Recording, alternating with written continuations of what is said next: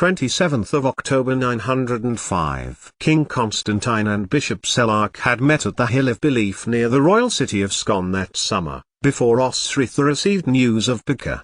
Harvest was being gathered and Constantine had decided they would not wait, and a procession had been organized from Dunnottar with the good bishop leading the royal family, the monks and the Mormons from every part of Alba. That had been the shrewd part. Constantine had learned very well from being in Muir's court the need to devolve power to local lords, power for protection of the land, sub-reguli to whom only Constantine was higher. And it had worked. The raids were getting worse ever since the exiled Dublin Norse had travelled to Strathclyde via Man and attacked Owain, Eochaid's younger brother, not long come to the throne 3 years before. The Irish had driven them out, and when they had arrived on Alba's west coast, far from undefended, ill-trained people, at Strathier, Constantine had stood next to his Cymric cousin and watched Ivar Ivarsson sail away from Alba. The homeless Norse then tried the east coast where, a year ago, just before Easter, the Pictish Mormons of Fortriu defeated and slew Ivar Ivarsson in battle. So they had stopped raiding Alba, for now. Instead, the Dublin Norse were now flooding Northumbria, Cumbraland, and more, down the Mercian west coast, giving Ethelfled a headache. Couldn't happen to a nicer person, Osric thought, bitterly. She finished folding the rest of Edora's clothes, before wrapping the small parcel in sheepskin with thick leather straps. If Constantine could only see how little they took with them, surely he would be gratified that Osric would be returning. Osric's thoughts drifted back to their journey east, so Constantine could establish the Mormons formally. How, under a beautiful August sun, not unlike the journey to Tara and Muir's wedding to Flansinna and Flan's accession as High King, the entire royal palace stepped out and began to walk or ride to Scone. The entire Æthelwulpin family had gone, with Mary holding a princess in her arms, her oldest, Ildub, riding next to his father, Celarch, now 10, managing reins skillfully, while Era, Domhnall's widow, her boys, Malcolm and Maldub, named after Era and Mary's cousins, travelled in a litter in the very centre of the procession. Osric remembered then, and again now, the two little rascals, who would not keep still, nor study, put to shame by Neil Glundube, the lover of the natural world, much younger and far more studious. What would have happened to them under Flan's machinations? They were cousins of Domhnall and Neil, sent to court for a stable education from far south in Ulster, to protect them from the Norse incursions. Osric had watched, as the iron-rich block, which Domhnall had gone to such efforts to bring from Tara, stood at the very centre of the churchlands. 10 years before, and Bicca had pointed out to her the stone the Saxons used at Kingston upon Thames, in the church dedicated to Saint Mary. Not that he had known he was telling her the whole of the Mercian royal guard had been standing, in the rain outside the church waiting for Æthelred, Lord of Mercia, to whom Ethelfled had been married. Osric had served many lords, and he was not too disagreeable, was a good soldier and a good leader, and would have made a strong king, if Alfred had not chosen to use the Danish crisis to make a political move on the territory of Mercia. It rightly wanted its independence back, not to be a vassal of Wessex, and Osric long suspected her brother's decision to support Alfred with his dream of one England was to spite Ethelred, his cousin by way of his mother's brother, their father's first wife. Bicca had recognized that a good tale would entertain them, and Osric had gripped Bue's hilt as the priest's words had stilled her racing mind and brought memories of the Bible, read clearly and steadily, in Bibbenberg's chapel, Bicca touching each word with his forefinger, knowing that high up in the beams, she had climbed, face tear-stained from whatever she had done wrong most recently. It had been a shrewd move by Constantine for his throne. Archbishop Celarch, holding his hands above Constantine's bowed head, as he knelt before his coronation stone, St. Comcil's stone as he now called it, brought by Domhnall from Tara, his lords and warriors pledging themselves that the laws and disciplines of the faith, and the laws of churches and gospels, should be kept paritatum Scotis, that is, the Picts' rights and responsibilities were the same as those of the Gaels. Everyone knelt to Constantine, even those ones loyal to CHRONOLOGICAL, which Osrith thought was incredible. Constantine had all of Alba before him, politically organized on the model of Findlaith, in the Gaelish style of devolved power with himself as Taoiseach. Most Norse had gone and the kingdom called England, Alfred's dream, did not even exist. He could so easily have marched south and claimed what he believed in his heart to be the natural territory of Pitland, the land to the wall. And Osrith would not be unhappy. This land included Bibbenberg, and Elfric still lived, as did her other brother named Utad, the baby born to Osrith's mother Jaitha, who had killed her. He did not go by that name, though, her other brother, one which Osrith did nor know. He had left Bibbenberg, in search of lands and be very far south. He may even be dead. Did Elfric even care? He had done all he had done to Utad, tried to have him returned so he could be murdered. For what? What was legacy, if he had no son of his own to inherit Bibbenberg? Anyway, the night had come early, or so it seemed. They would be leaving at first light, Edra and Osrith, with her old friend Gert, who was now captain of a fleet of fishers, and the only craft that could sail uninterrupted from the Forth to England's south coast. And Sainid was accompanying them. Constantine had broken the news to Osrith the night before, when he had found her in the stables, preparing her horse. He had sought her company and they had woken to bright sunlight in the hail, oft creeping back into his own castle. He had taken her departure well, on balance, Osrith thought, and now he had called her to attend him in the throne room. Domhnall's throne room. Osrith would ever think of it, and she wondered whether they knew of the secret passage behind the wall, where once she had secreted herself, and heard the grave news which had driven her to Wessex and Utad in the first place. Last night he had been accepting of Osrith leaving with Edra. But now, as she pushed open the oak door of the throne room, Osrith knew he was angry. Angry about what, Osrith didn't know, but she had a feeling she was about to find out. Guthard, he shouted at her. Guthard did not come. Osrith knew he was talking about Scone and the Mormers, and, too, he blamed her that Cumbraland was now not part of Alba. It was barely a part of Northumbria, one of the last areas of the whole larger British Isle to bow to neither Constantine, through Strathclyde, or Guthard representing Direwetiothwick, nor even Bernicia through, presumably, Elfric. But Osrith had never agreed to marry Guthard, no matter what the Caeligwell bishop, Eardred decreed on paper. Most of the time, Constantine chose to believe her. This was not one of those times. Guthard was weak, Constantine raged. He had to prop up his army with Danes and Norse, taking tribute from Bibbenberg. This made him Elfric's bulwark. No divisions, that was Constantine's code. It had been Sainid Mackay Tildilpin's code, too. There can be no divisions, Constantine concluded, fury still in his words, and Osrith considered she may be only one of two people Constantine could speak to like this, who would understand its implications. And, mentioning Guthard, he knew it would drive Osrith to anger, and he wanted an argument with her, because he wanted to part on bad terms so he could accept she had left for Wessex with Edra. It was not like the last time. But still, Constantine was angry. I will marry no one, Osrith asserted, and not Guthard. I did not marry him then and I will not now. So you can lay claim to Cumbraland. You can have Bernicia to the wall if you wish to the Tyne you want. I will happily lead an army to Bibbenberg and defeat my uncle. Why attempt to take what is difficult in the west when I can give you easy lands in the east? I know what he did to your brother. Constantine's mood was black. Is that why you will not go? No, Osrith shot back. I care for my brother to the limit God's requirement of me. If he had done to you what he did to me, you would know I don't care.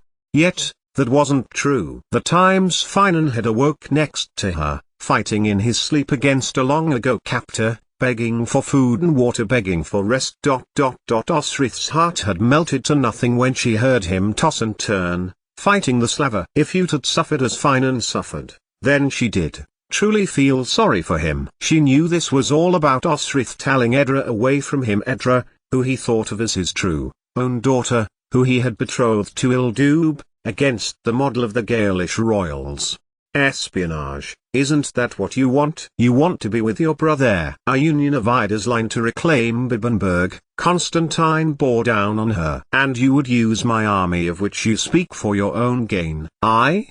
Shouted back Osrith. I would use you for political gain? I merely wish to show a dying man his only daughter. She crossed to Constantine, who had now turned his back to her, her hands on his folded arms. You are her father in every other respect, Constantine. And, she thinks so, too. It was true. Osrith had watched them speak to one another and was utterly astonished. The child, spoiled though she was by Constantine, she spoke Gaelish to Ildub and Selark, indistinguishable from their own speech. She spoke English with Osrith's accent and was, like little Neil Glundub at 5, schooled in both English and Latin, where her monk tutors were amazed at the 5-year-old's good behavior and remarkable progress.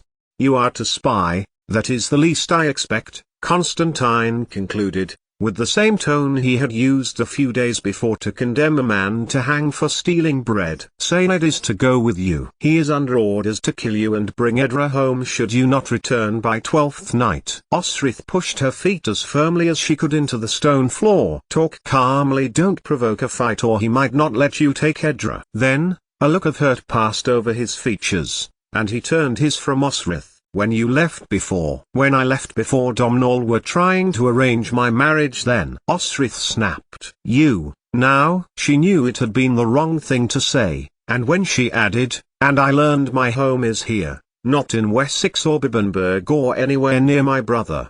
Later, Osrith knew she should have turned and left, waited it out in the kitchens, by the elderly Glymery's nighttime fire. But instead she stopped too long, and Constantine found more words. And you will be with him. It was no question. Him? Osrith asked. As far as she knew, Finan might be dead, or gone from Utad's side. Besides, it was because she was intent on seeing Edward. The word fell from his lips as a stone might from a cliff, cold and leaden and heavy. Perhaps Osrith should have known then. Well, of course, he is the king of Wessex, and Bicca lives in the palace at Winchester. And he will sleep with you, of course. He spat onto the stone floor and narrowed his eyes. And he may try and I will refuse. Osrith replied, briefly, because he was on his 3rd marriage already. More heirs of Alfred's line he could produce the better, especially with Aethelstan still called a bastard by those who listened to the Wessex lords. And,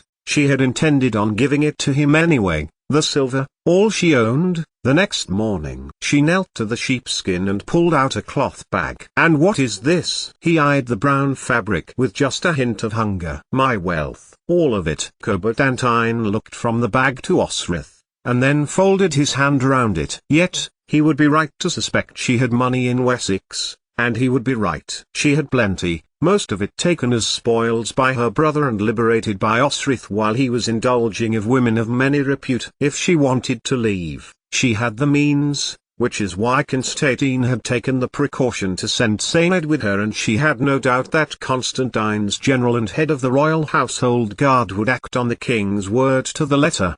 And, Constantine continued, I have a gift, from king to king. He held up the leather-covered book, fanning open the first page. Osrith stared at it, recognizing the script. It was like the book finished at Kells with the squid ink Osrith had been sent to find from a lock foil, but not as richly decorated. Clearly the Culdese monks had been busy making a copy in the Ionan style. He is no scholar, Osrith said, finally. Constantine snorted. That's a waste. All kings should be scholars. Alfred was a scholar. Constantine brought his face close to Osrith's. Were that I had met him, I am sure we would have had much to discuss. And Edward. Suddenly, he dropped the Gospels, and touched Osrith's face, turning her towards him. Does he kiss you like I do? How does he touch you? He drew her face closer to him, pressing his lips to hers while pressing his hand between the folds of her shirt, working it down her stomach before making his way to her buttock. My lord king. Osrith managed, breaking apart. I am not Domnall. Constantine roared at her, pulling her shirt apart so it exposed her. You called him that. I was the boy you once shamed by fighting for me. He analyzed what was before him, breasts bound, as a Norseman had once taught her, so they would not get in the way in a fight. If not Edward. Who is it you leave me for? Is it the other one? Finan. Water. Cold water from a different reality that those names invoked washed over her as Constantine used a sharp blade to hack through the binding of cloth. May the sigh take your spirit, he screamed, as Osrith tried to fight him off. No, protested Osrith as her breasts came free. But Constantine took in each hand, mauling them, before bending his head down, seeking the nipple as he fumbled for the other. Osrith felt faint as she struggled against his assault. Was the light dimming? Was Nine Fingers fucking her mouth again? The air smelt of sweat and pre-cum as he bit the nipple he was sucking, and she tried to kick him off, recoiling when Osrith's foot met flesh and she realized Constantine had dropped his breeches. His cock was hard and he stopped grinding her nipple with his teeth, breathing heavily onto her chest as his hand dropped to it. Then, the King of Alba worked himself hard, his left hand squeezing rhythmically at her breast as he got lost in his wank. The king strained back with the effort, then glared at Osrith, his spy, with a look she knew, and what followed it. In and out, he would go with his cock in her cunt, and she would feel it poorly if she was not ready. It was nothing, if she only thought of it as in and out. Osrith closed her eyes. The whole world went black as the sea splashed coldly on her cheek. But it wasn't the sea, he was too late to rape her. Too soon. Constantine had come, with masturbation perfected over the years, ejaculating over face and neck and breasts, the viscous liquid oozing its way between them, slowly down her stomach. The door closed, and a man stood in front of it looking between Osrith, who had crumpled to the floor, and his cousin. It was Domhnall, Prince of the Aelch, back long in exile, after 20 years of successful reign. Constantine said nothing, as he wiped his cock clean on her bindings. Then, he marched past Domhnall without a word. After the oak door of the throne room banged closed, Domhnall, with much care, sat by Osrith, as the feeling that her hands and feet were being bound to a rock, immobile, as the darkening green sea was about to overcome her. She was shaking uncontrollably. Domhnall patted her gently on the arm. Osrith turned her head to him, and she let him help her to her feet. When he realized her tunic and shirt were utterly destroyed, he sought for a covering, before undoing the clothes bundle packed for the next day's journey, and looked away as she fashioned it round her body, to preserve what little dignity she had left. Then, she sat on the rugs covering the raised block on which the Tildil-Pin-Thrine sat. Domhnall sat next to her. He does not wish me to take Edra, she justified, addressing the floor. He thinks I will leave her with her real father. He is angry. Domhnall huffed his dissent and she turned to look at him. You always take his side, Osrith, he replied, harshly. Why do you always do that? Then, he got up, and trod mind-weary, to the door. Osrith followed him. It is good to see you again, she called. Domhnall turned, and nodded. He was older than Constantine, but looked younger. While Constantine's short reign had been troubled, Domhnall had enjoyed salad days in a relatively Norse-free Irian. Care though had taken its fee from his forehead where premature wrinkles sat between his still long, black, decurtained hair. Will you come back? He stepped towards Osrith, a man she esteemed highly and respected above so many others. Will you? Domhnall sighed. If Neil agrees that I may stay, then I will, Osrith replied, hoping that Constantine's predecessor's spirit hurt her. I swore to him once. Swore to Domhnall. I was there. Domhnall smiled. You swore to Flann that Domhnall was your lord. Swore to Constantine and all those who come after. That's a promise for life. That's how I felt, Osrith conceded. And now you know your brother? Yes. Constantine only did what you tried to do to me once. To his credit, Osrith saw him flinch. He had been an angry young man, then. My brother Utad ensured what happened to me through blackmail to an odious man happened. Innocents would have died for the simple fact that they were heathen Britons. But it had not been simple. Utad had discovered something she had done, which, in his mind, had caused harm to the person he held most dear. He did not know Osrith was his sister. He did know that hundreds of people would be hanged, children slaughtered by the dying great king had Ethelwald acted on his threat. What would that have done to these people whose ways and language Osith felt she belonged to most in the world? My place is here, Osrith concluded firmly. But Edera's father is dying. My father too. Your father? At Henom, our priest. A more godly man you would never find in the world, except, perhaps Fergus. Domhnall laughed. Well, Culdees does indeed work for Fergus, regular meals and ale in exchange for bookkeeping and the odd Norse incursion to keep his sword whetted. He held out his arm. Osrith took a glance at it, and then they were young again, friends, where they walked and talked and laughed, and she curled hers around it. You deserve your blade, Domhnall said, nodding down at Buea, scabbard scuffed where Constantine had kicked it. My servant did not. He died at the Battle of Combesil's monastery. Anyway, maybe he did need this. Osrith laughed, a laughter which, uncharacteristically, turned into sobs as she looked at her blade. Domhnall pulled her close and held her. He always had the ability to make her let her guard down, and make her feel better at the same time. When Osrith had finished sobbing, and withdrew from Domhnall's shoulder, she pulled back in his arms far enough to see his face. I know what happened to Ethne, Osrith said softly, and was not surprised when he pushed her back by the shoulders, giving her a serious look. She was on Finan's ship, Uted's ship. She and Finan married after the Slava was broken up, and they were happy, living not far from Bibbenberg. Domhnall still stared at her. When eventually he did speak, his voice was quiet, almost reverent, the words drying in his throat. Does she live? Osrith shook her head. A fever. Finan was with her, he said. And she was happy? Osrith thought of the night he had told her. He had barely known her, and Uted's grief for Gisela had affected all of his men. He said so. Domhnall pulled her close again, and they held one another as if they were the last two humans in the world. Make it up with Neil, if you can, Osrith whispered by his ear. Agree, and ally against Don Chada. Osrith knew in her heart she would never see Neil again. She remembered the kind little boy she had cared for, interested in even the smallest beetle as well as the largest horse. Yet, Domhnall had arrived again after Muir's death, after Flansinner's huge flame-haired son, Don Chada, had promised to support Neil's kingship of the Aelch, the northern UNA copyright as well as his high kingship at Taro as long as Neil rejected Domhnall. And, once Domhnall had gone, Don Chada had betrayed Neil and put his own man, Flathbutak Mac Murchado. But Osrith had trouble believing Neil would be swayed to reject his brother. Little Grubbyknees had even married poor, destitute Gormlith who, having been overthrown by the Allied prince to whom Flan had arranged her to wed, but twice by the king of Connaught. She had literally had to walk back to Doia, and the soft-hearted Neil refused to hear advice when he married her. This also suggested to Osrith that he was not bent on legacy, that he may accept his brother, for Gormlith had been unable to produce even one child, dead or living, with either of her former husbands.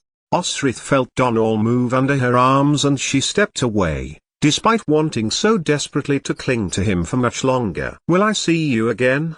She gasped, in between ebbing jerks of emotion. Domhnall moved one hand onto her back, and supported her head. I am certain of it, he whispered, by her ear, then stepped aside as Sainid strode towards them, new jerkin and shirt in hand. Osrith didn't watch him go, instead made deliberations in dressing, wiping off as much of Constantine's ejaculate from her body as she could with her old, now rag clothes.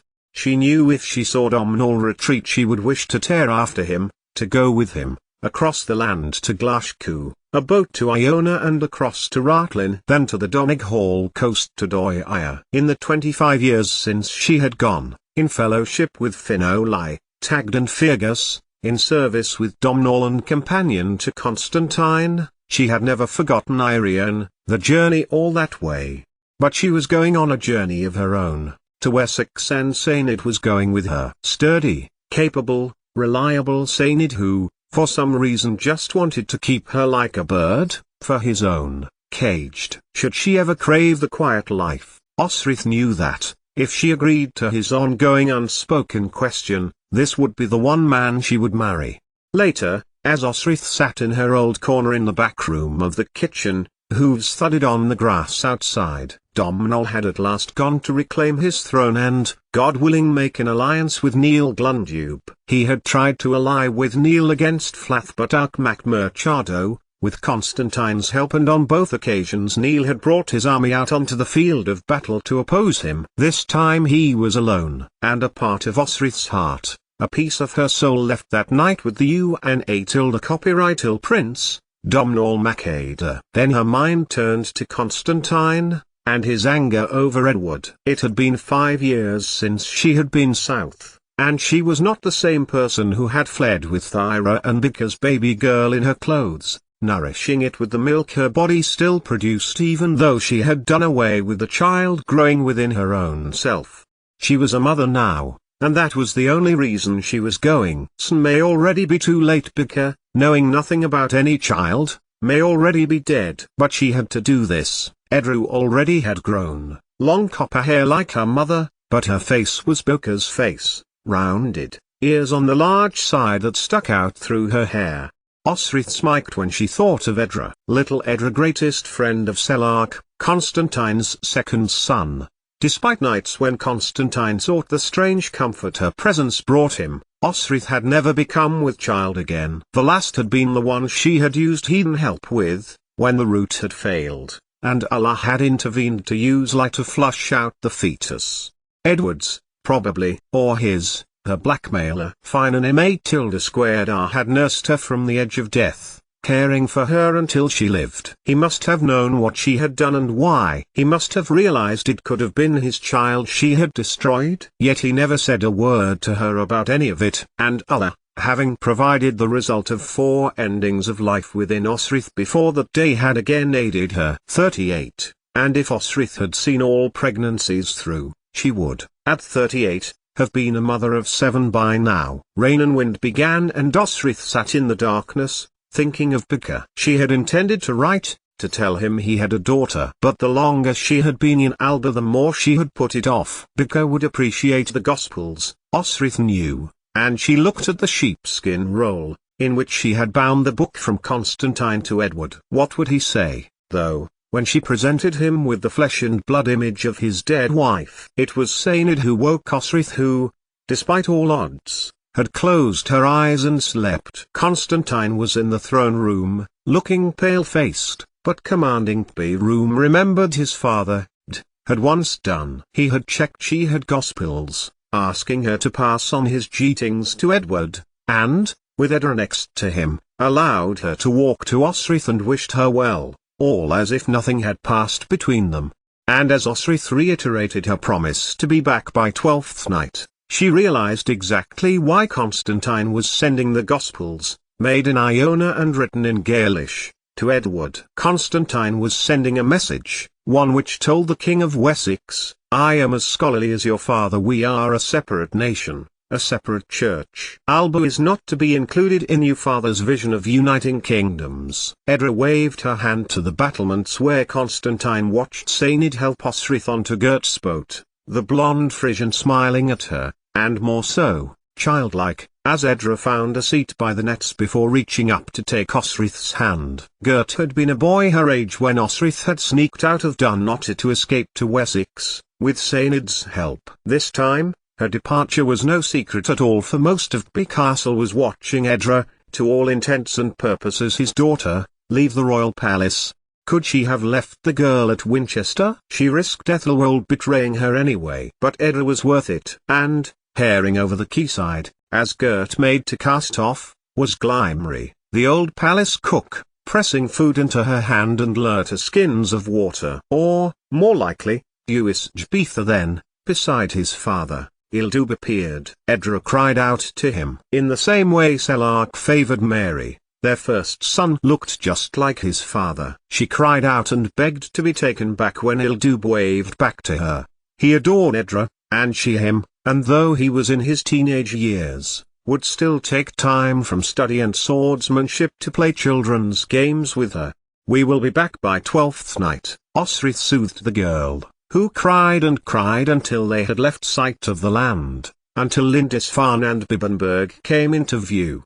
and then Osrith began a story of everything she knew of Bika, pointing to the monastery, and then to the fortress. There was a long way to go, so she began at the beginning. Sainid, sensing a tale, looked across to her. Bika of Bernicia was born, just over there. She pointed to the coast of Lothian, where she guessed Melrose must have been. No one knows much about his parents, and one day, the monks opened the doors, and there, in a basket, was a baby.